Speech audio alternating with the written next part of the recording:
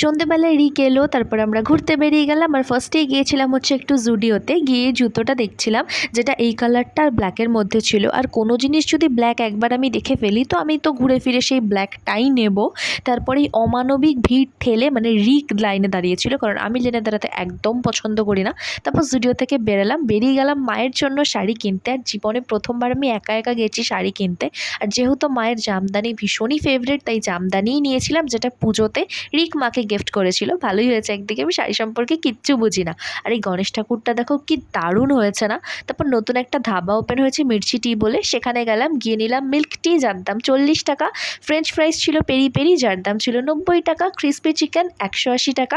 আর lastly ছিল crispy chilli baby corn, যার দাম 170 টাকা। যেটা খেতে গিয়ে আমার জিভ পুড়ে গেছে, মানে তাও আমার ওয়েট করার মতন সময় নেই, ফুফা দিয়ে আবার মুখে দিয়েছি, আবার জিভ পড়ে গেছে। রিক মনে হচ্ছে বিশাল খুশি হয়েছে ব্যাপারটা দেখে।